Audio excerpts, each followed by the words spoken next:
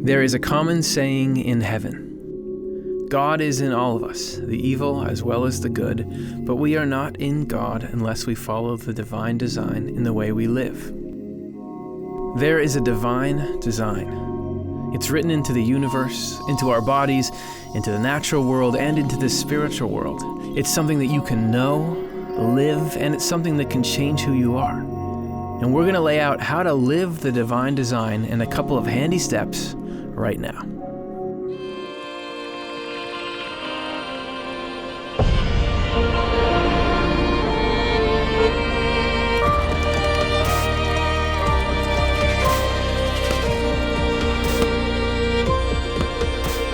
Hey everybody, welcome to Swedenborg in Life. Today we're going to give you 2 steps to awaken to God's design, which if anything is worth 2 steps, it would be that. And you heard in the intro, we gave you a little bit of heaven slang, or this is what the kids are saying in heaven. So Swedenborg, spiritual eyes opened, traveled there, learned that this is actually something people are talking about. This is a common saying in heaven. God isn't, so what do you say when you're in heaven? God is in all of us, the evil as well as the good, but we're not in God unless we follow the divine design in the way we live. So this is about dwelling with the divine. This is about getting life together. So it seems pretty obvious that following the divine design is pretty important if it's going to connect us. That sounds great, like I'm living in God. So how do we get there? Well, the more fully that we follow this divine design, the more fully we can occupy the same space. We can live with God. So God is in every space. God is omnipresent, and God is especially omnipresent through this divine design. So much so that Swedenborg even calls God, as we'll see, the divine design at times. And good news for compatibility's sake is that we are small instances. We are created as a gathering together of all the elements of the divine design. We talked about this quite a lot in the show we just did, so go check that out for a little background if you need it. So God is always in us. We're never going to be able to get rid of our citizenship, God's citizenship in us, but we got to close that loop if we really want to connect and let God do what God wants to do, which is make us happy and whole and everything we're searching for and from deep in our core as human beings. We have to follow this divine design in how we live. In this sense, the divine design is the blueprint for a happy, fulfilled, complete feeling life. Swedenborg talks about this in True Christianity. The more we follow the divine design in the way we live, the more fully we are in God because of God's omnipresence.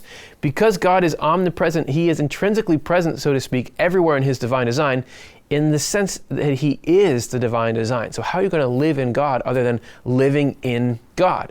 Because God is the divine design. But that saying in heaven was pointing out that we don't necessarily take God up on that. So how could we not be where God is, which is everywhere? Well, it has to do with our freedom and our ability. Really, we have this grand choice that here's the behavior, here's the life, here's the motivations that God is recommending for greatest use of this instance of the divine design that we are. But we also have the freedom to reject that and say we're going to do the opposite of that. We can actually live out of alignment against the divine design. Swedenborg goes on in True Christianity. Now, because we have been created as forms of the divine design, as I said, God is in us. But this is true only to the extent that we fully follow the divine design in the way we live. So the divine design is something that can guide actions. When we do not follow that design in the way we live, God is still in us, but, and this is interesting, only in the highest parts of us, making it possible for us to understand what is true and intend what is good. That is, He gives us a capacity to understand and an inclination to love. So God is never going to revoke, would never want to, nor could revoke our consciousness card and our ability to access the higher things that would lead us to more and more truly human ways of acting. But we can put limits on how much God can really get in and give us what we really need for spiritual life. The more we go against the divine design in the way we live, however, the more we bar the lower levels of our minds or spirits and prevent God from descending into them and filling them with His presence. As a result, God is in us, but we're not in God. So you could feel like, well, I'm pretty cool, I'm pretty strong if I can keep God, I can bar God from coming into the lower levels of the mind. But the issue I have with that is God is the best investment that you can make. Everything that divine wisdom is trying to bring is all the answers to all of the struggles we're facing here and all the challenges that we have. We're trying to find happiness. We're trying to get our life set. We're trying to escape the things that are harming us. That's what God wants to do and more. So if we're shutting God out of the lower levels, which is where we're usually engaged consciously, we are working against our own happiness, which is a problem. So what we're doing in this show is figuring out how do we open ourselves to that love and wisdom that God is trying to get down into us. And here we're going to look at an essential foundation for understanding our 2 steps that are going to bring us into that divine design. Swedenborg writes, "The Lord does come into every one of us bringing his love and wisdom, but unless we're following the divine design in our lives, that life, although it may indeed be in us, makes no contribution whatever to our salvation." And read salvation as that lifting up into happiness that I was talking about, because that's what God is interested in. God wants us to be happy, to be spiritually and mentally healthy. It gives us only the ability to understand what is true and do what is good. So we have these 2 things given to us always, and these are the foundations of the 2 steps. We can get it, we can understand what needs to be done, and we can go and do what needs to be done. This is how we start to awaken to the divine design. But if we're going to talk about awakening to the divine design, that seems to imply that we are asleep right now, or that we are not initially in the divine design. So how does that work? None of us start out in alignment with the divine design. Through no fault of our own, we're born into evil. But what does that mean? This isn't original sin as commonly understood, but just that by heredity we have the tendency to have self-centered, ego-based desires driving the way we think and act. We each have freedom, but we inherit this spiritual baggage as our starting point, as Curtis talks about in this clip. Swedenborg talks about something that he calls spiritual heredity. So if you think about your ancestry or your family tree going back all these generations, we know that there's a physical heredity, that genetics are passed on generation to generation. We're learning all about that through science. Swedenborg says it happens on the level of the heart and mind, or the spirit as well. And that actually, with the spiritual side, the way that we live our lives affects what we pass on to the next generation.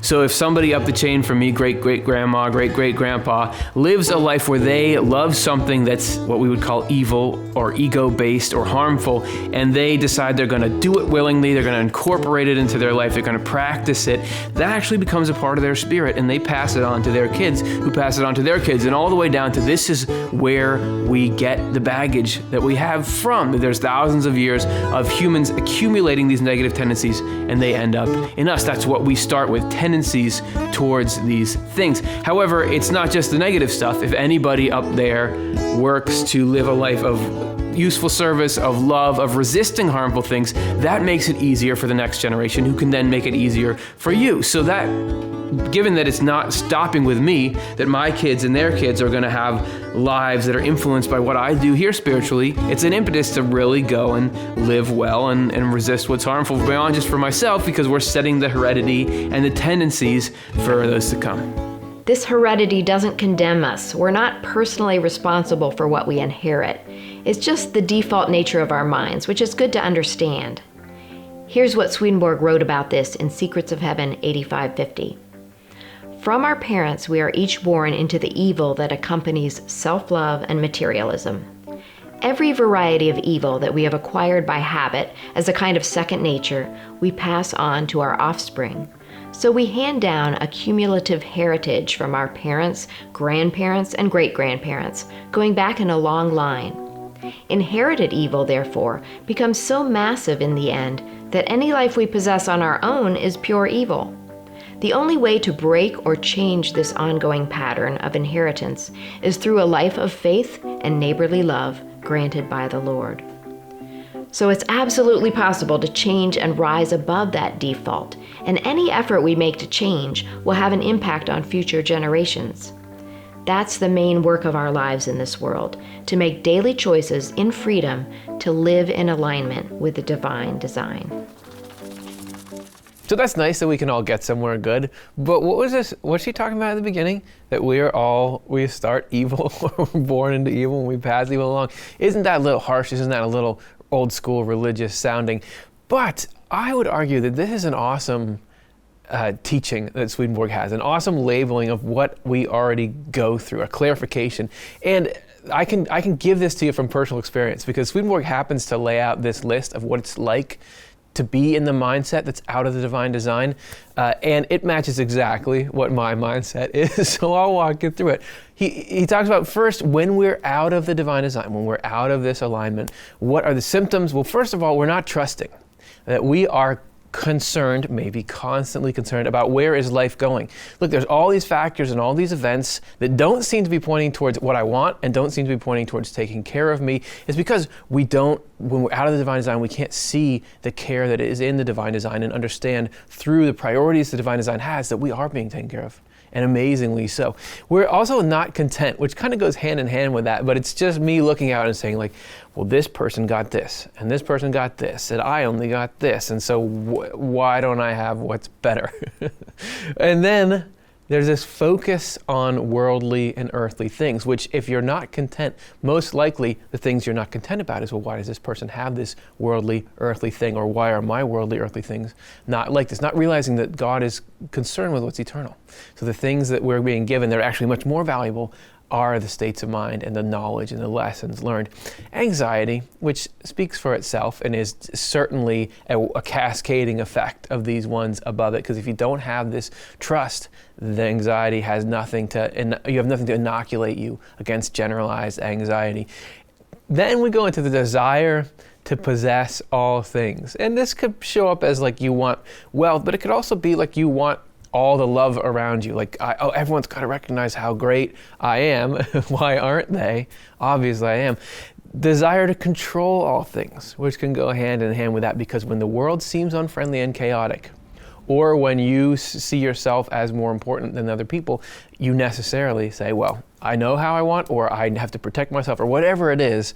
And then finally, the distress at not getting what you want, or things not going your way. All of these are sort of the peaks and valleys of the ego. And while sometimes you do get what you want, the overall happiness isn't there. And so if you love that mindset, if you love that experience, I hung out there for quite some time and still go there on a daily basis, but there's this other way of being that we can get to. And God is on our side trying to pull us into this more even, upward, happy, open, trusting, peaceful state. And the way we let God move us into that is use our freedom to align with the divine design. There is a promise actually here. When we follow the divine design in the way we live, we are in God, because God is omnipresent in the universe and in everything within it at the inmost level. Since things on the inmost level are in the divine design. Hold on to that, because Jonathan's about to talk to you more about that, and this is a way that there can be order even within what seems like chaos. Things that go against the divine design are all outside that inmost level.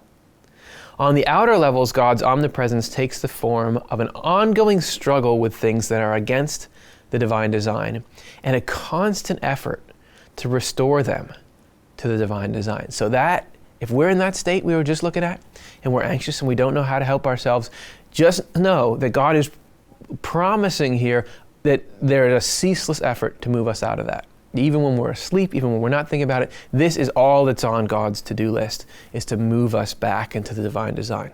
The more we allow ourselves to be restored to the divine design, the more thoroughly present God is in each of us. I love that idea of it can always get more and more thorough, the bond there.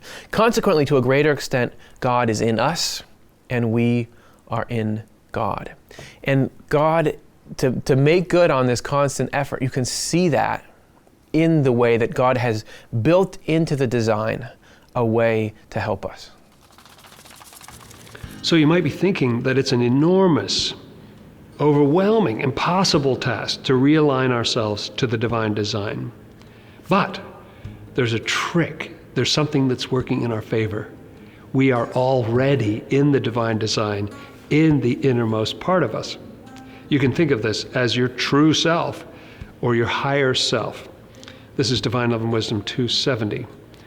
All evil characteristics and their consequent distortions, whether inherited or acquired, reside in the earthly mind. I love Swedenborg's desire to figure out on which level are these different things. The reason evils and their consequent distortions reside in the earthly mind is that in form or in image, this mind is an earthly world. The spiritual mind, though, is in form or in image a heaven. And there's no way for evil to find a welcome in heaven. So from birth, this latter mind is not open, only potentially so. The earthly mind derives its form in part from substances of the earthly world, but the spiritual mind derives its form solely from substances of the spiritual world. This latter mind is kept in its wholeness by the Lord so that we can become human. And becoming human, in effect, means being restored to the divine design, to our own unique potential as God intends it. So, we're fortunate to have a part of us that's already in alignment with the divine design, and then the job is to start a relationship with that part. How might we do that? Well, the life of Jesus gives us an example. He showed in the way that he prayed to the Father something about this potential for an inner and outer self dynamic. This is True Christianity 1:10. The Lord's praying to the Father while in the world as if the Father were someone else, and humbling himself before the Father as if the Father were someone else, followed the unchangeable divine design established from the time of creation, which everyone has to follow in order to form a partnership with God. So he was just showing us how it's done. This is what you need to do to humble your outer self and open up a connection with this higher self where heaven already exists. So as we learn more about our higher self and begin aligning with it, we are opening ourselves to God and allowing ourselves to be restored to the divine design that already exists there within us. And here's what we get when we align with that innermost level. Here's the benefits package you receive.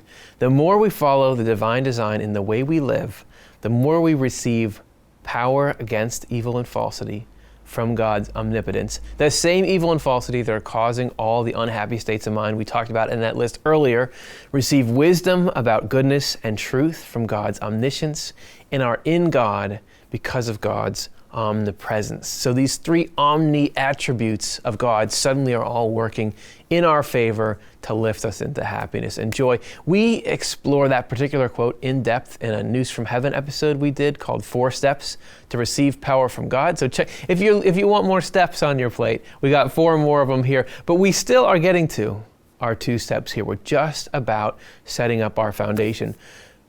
Really though, the last piece is what do we do? Right? What do we do to get into that divine design? And this quote is going to give us a clue. It's going to get us on the track there. TC 110, as we forge our connection with God by living according to the laws of the divine design. Okay, that is what we need to accomplish. God forges his connection with us and turns us from earthly people into spiritual people. So that's the direction. And if we're going to get to our 2 steps, they've got to be made out of these laws of the divine design. But what are the laws or the principles of the divine design? In order for us to awaken to God's design, Swedenborg writes that for the image or form of heaven to be restored for us, we need to be educated in the principles of the design. So our knowledge of the design is an essential key. But what are those principles? Good thing that in True Christianity number 71, Swedenborg describes a conversation he has with a hellish spirit who challenges him, demanding he tell him about divine order or the divine design. And in reply, Swedenborg lists 7 succinct principles. So here they are. First, God is the divine design itself. And second, he created humankind on the basis of his design and in keeping with it, and built that design into us. Third, he created our rational minds in imitation of the divine design in the whole spiritual world, and our bodies in imitation of the divine design in the whole physical world. This is why the ancients called a person both a heaven in miniature and a world in miniature. Fourth, As a result, it is a law of the divine design that we are to rule our microcosm, or physical world in miniature, from our micro-heaven, or spiritual world in miniature, just as God rules everything about the macrocosm, or physical world, from his macro-heaven, or spiritual world. And fifth, it is a law of the divine design following from this that we are to bring ourselves into a state of faith by means of truths from the Word, and bring ourselves into a state of goodwill by means of good actions. And this is how we reform and regenerate ourselves. And sixth, it is a law of the divine design that we are to use our own power and do our own work to purify ourselves from sins. We do not stand in impotent faith and wait for God miraculously to wipe them away. And then seventh, it is also a law of the divine design that we are to love God with all our soul and with all our heart, and to love our neighbor as ourselves. We are not to hang around and wait for God miraculously to put each love into our minds and hearts, like putting bread from the baker in our mouths. So looking back at number 4, that one reflects that higher self, lower self dynamic that is at play in our spirits that Jonathan spoke about earlier. And if we check out number 5 again, how we're to bring ourselves into a state of faith and a state of goodwill, that gives us a clue as to just what the 2 steps are that we need to take in order for the divine design to be restored in us. So what are the 2 steps? Drum roll, what do those 7 principles boil down into? Okay, you asked for it, we answered. The 2 steps are acknowledge God and do something. Yeah, okay, we're going to unpack them, but those really are the core essence. That really is the core essence of these 2 steps. And understood rightly, what seems simple could be a really powerful tool. Swedenborg lays this out in True Christianity 68. We have to acknowledge God, his omnipotence, and our resulting safety from hell, and do our part. There's the doing something. Do our part to fight against the evil that is with us. This acknowledgement and this fighting go together as part of the divine design. This is a very specific deployment of your resources, of your will and understanding. And you got to have both parts to live in the divine design. So let's start with the acknowledgement. Okay, we know God exists. Why is this acknowledgement important? The divine design is that we arrange ourselves for receiving God and prepare ourselves as a vessel and a dwelling place where God can enter and live as if we were his own temple. We have to do this preparation by ourselves, yet we have to acknowledge that the preparation comes from God. This acknowledgement is needed because we do not feel the presence or the actions of God, even though God is in fact intimately present and brings about every good love and every true belief we have. This is the divine design we follow, and have to follow, to go from being earthly to being spiritual. You have to acknowledge God's involvement because it's the truth. And getting to the truth is what's going to get us out of the states of mind that are disruptive and are all based on falsity. Drilling down even farther into that, Swedenborg writes, furthermore, we must keep in mind that only the Lord is actually active in us. Oh yeah, just keep in mind, only the Lord is actually active in us. On our own, we are completely passive. Thanks to life inflowing from the Lord, we too can be active. Because of the constant inflow from the Lord, it seems to us as though we are active on our own.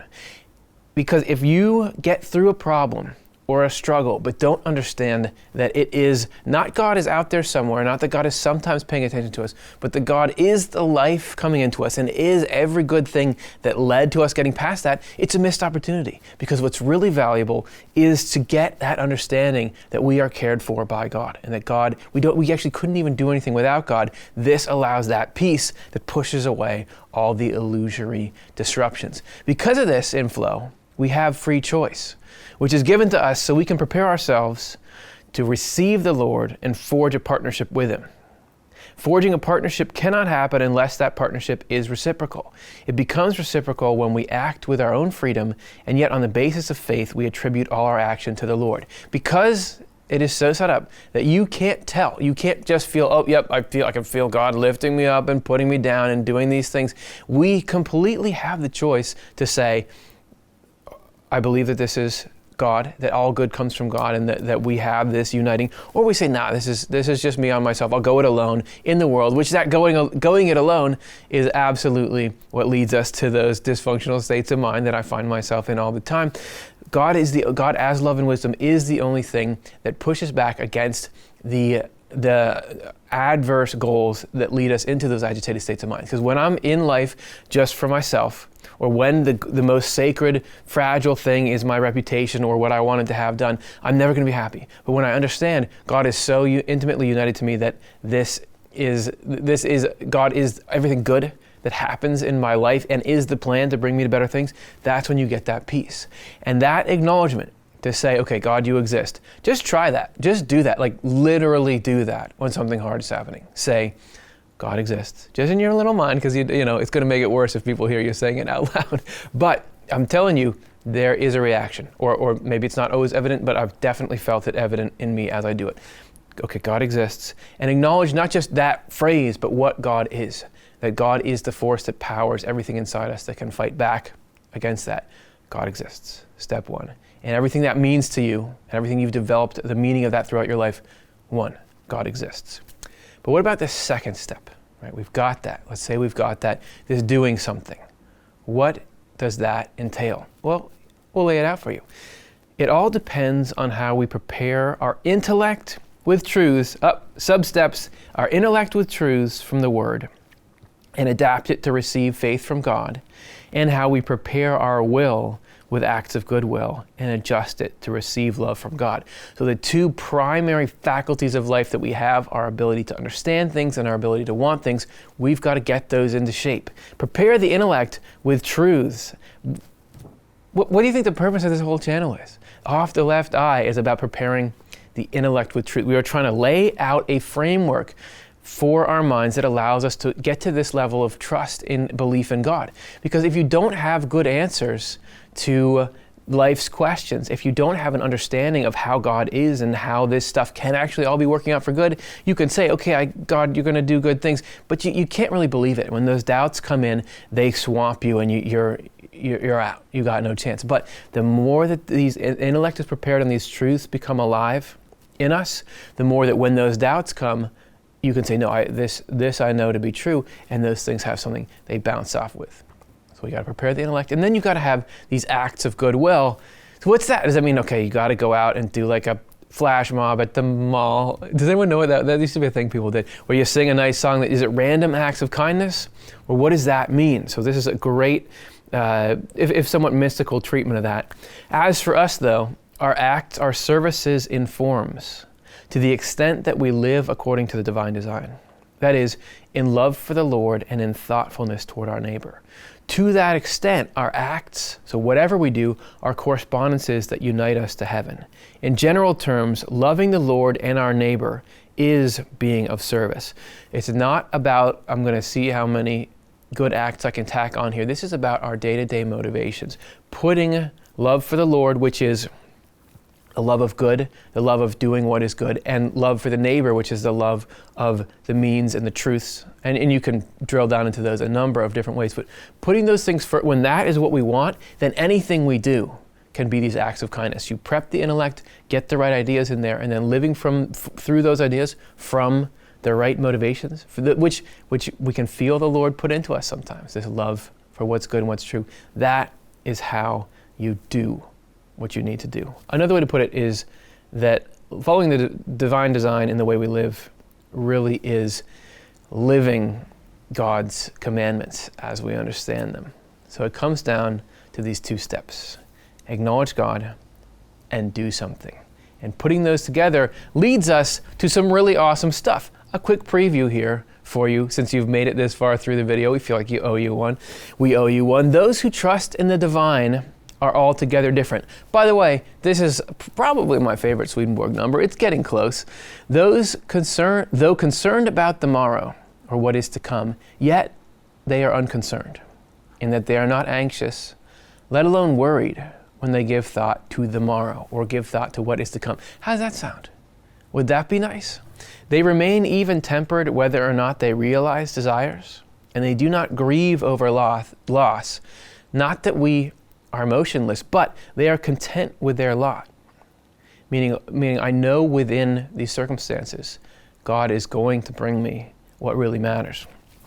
It doesn't mean that you can't have what you would see as positive things happen. If they are promoted to important positions, they do not consider themselves worthier than others. It's not that, okay, I won't be powerful or wealthy. It's even if I get there, my heart wasn't on it, so it doesn't mean I'm better than you, because that's an appearance. What life really is that God is everything, right? This is that acknowledgement of God, paying dividends. If they become poor, they are not made miserable either. If lowly in status, they do not feel downcast. Why? How could you possibly get that? Because you have this truth prepped in your intellect. They know that for those who trust in the divine, all things are moving toward an everlasting state of happiness. Okay, that's pretty good. But how about this? And that no matter what happens at any time, it contributes to that state. How could you be okay with being downcast and things happening? Because you know, sure, there's temporary circumstances that are around that, which are not pleasant, but they're going to come and go. But what God is doing in our intellect and in our will during that, what we are learning about life, how that's shaping what we really believe and what we love and who we are, the divine is ceaselessly, as we read before, guiding it so that that is going to make us happier forever. Whatever it is that we learn there, or whatever it is we understand or have to live through, that is only going to happen if there is a way that can make us both happier forever and able to help the human race better forever. That's the only promise that could make it so that rise and fall in this world, we know things are going to be okay, and the peace of mind, the peace of heaven that results from that. So we've got to acknowledge God, our steps, acknowledge God, fill our minds with truths from sources that feel right, reflect on them, and through them and through the right impulses that come from God, commit to doing acts of loving kindness and living in alignment with love. That, my friends, can I call you my friends? Are we friends by now? That is the divine design. And that state of peace and happiness is what it's all about. And that's what God is trying to do. And as we live in that changes our spirits. That changes us at a fundamental level. So this sets the stage for the Lord to come in, and just like your body can change when it's moving back into health, our spirits change as well. If you could see it with a microscope, you would see a literal change in the way the inner part of you is organized. And actually, we're going to dig into just what that looks like in our next episode, Awakening to God's Design Changes Your Spirit. We want the ideas and insights we cover to be available for free to anyone, anytime they need them. As a nonprofit, we depend on donor support to continue to create high-quality programming. This season, we're featuring the opportunity to support our newly established endowment fund for offTheLeftEye. Consider your ability to be a part of our growing family by going to otle.causevox.com today to make a one-time or recurring donation. Your support helps the ideas in our content reach and nourish thousands of people every day around the globe. We couldn't do it without you. Give if you can, receive if you need. If we cycle through in this way, in the end, everybody wins.